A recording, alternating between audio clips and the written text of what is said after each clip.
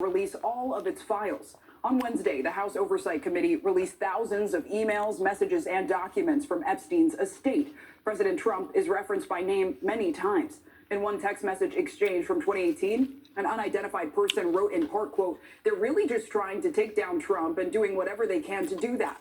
Epstein replied, quote, "It's wild because I am the one able to take him down." The context for these messages is unknown. President Trump called the Epstein story a, quote, hoax. The president has previously said he ended his relationship with Epstein decades ago and has long denied any wrongdoing.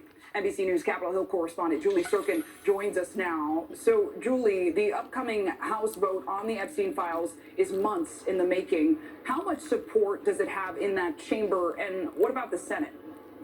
Well, we know it at least has enough support to pass in the House because 218 people, including a handful of Republicans, including Thomas Massie, who is one of the Republicans who led the effort for this discharge petition, along with 4 other Republican women, they support it. But I also have been talking to House Republicans who haven't signed on to it but are ready to vote for it once it hits the floor. So we know that it has a good chance of passing the House. Speaker Johnson saying he would put it on the floor next week, saying yesterday to reporters that he is all for maximum transparency, that we know that he has opposed this effort. He says it's because of the way this petition was crafted, but all in all, we also know that the other end of Pennsylvania Avenue, President Trump has been putting immense pressure on Republicans not to sign on and not to vote for it. Now the time has come. The biggest question I have, Zinkley, is what happens after it passes the House? Does it just die in the Senate? Does it get a vote on the Senate floor? Senate Majority Leader John Thune, the top Republican in that chamber, has been non-committal to putting it on the floor. There's going to be immense pressure for him to do so, especially if more Republicans vote for it here. But then President Trump would have to sign it into law, and we already know he's not going to do that. So I think for the American people, it's probably unlikely at this point they're going to see all of those thousands of pages of documents come from the DOJ. And Julie, can we talk sentiment? Because it has been just over a day since all of these documents were released. How are lawmakers reacting to all of it so far?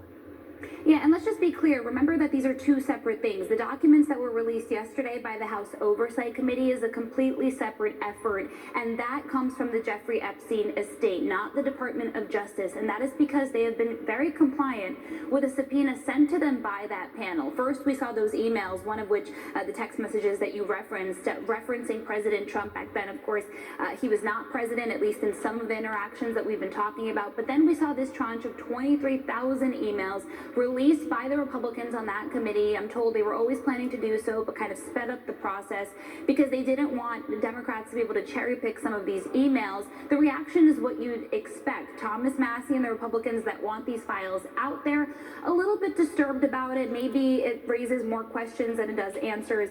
But all in all, Republicans holding firm to what President Trump has said, suggesting that there's nothing to see here. And of course, we know Caroline Leavitt, the White House press secretary, had said there's nothing to see in any of this.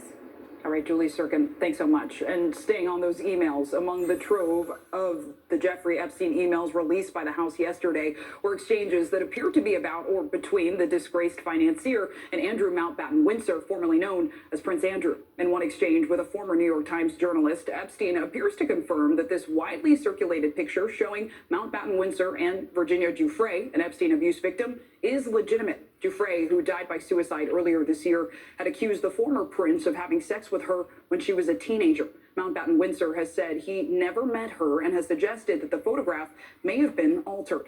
NBC News international correspondent Raf Sanchez joins us now from London. So, Raf, what more are we learning, first off, from these emails? So, Zinkley, the big revelation is the one you mentioned, Epstein appearing to confirm from beyond the grave that 2001 picture with Andrew and Virginia Giuffre is genuine. Andrew has for a long time claimed that he'd never even met Giuffre, let alone had his photograph taken with her. But the other big revelation is that it appears Andrew was in touch with Epstein longer than he originally said. So he said he cut off contact with the financier in 2010, but in emails from March 2011, he is in Epstein's inbox pleading with him to vouch for Andrew when it comes to media stories. I'll read you just one email. He says, please make sure that every statement or legal letter states clearly that I am not involved and that I knew nothing and know nothing about any of these allegations. I can't take any more of this, my end. There is also an interesting email from a former New York Times reporter to Epstein, where he seems to be offering kind of PR advice to Epstein about how to deal with the fallout when it comes to media coverage of Prince Andrew. The reporter writing, I think the big issue is separating yourself from Andrew. I mean, in the end, he had consensual sex with, and the victim's name is redacted, and the victim's name worked for you. The rest is atmospheric. So it shows you that there was a lot of activity in Epstein's emails, both with Prince Andrew and about Prince Andrew. And Ralph, to that end, has there been any comment from the former prince, and could there be more fallout? So we haven't heard from Andrew himself. We did ask Buckingham Palace about this earlier, and it was kind of interesting, Sinclair. Up till now, Buckingham Palace had been on the hook for Andrew's behavior because he was a prince, because he lived in a royal residence. Now they're saying, look, Andrew Mountbatten Windsor is a private citizen. This has nothing to do with us, effectively. Andrew has been asked by Democrats on the House Oversight Committee to come to Washington and give evidence about the Epstein case. He can't be subpoenaed because he's a foreign citizen, and at this point, there's no indication that he's going to head to Washington. Sinclair. All right, Ralph Sanchez, thanks so much.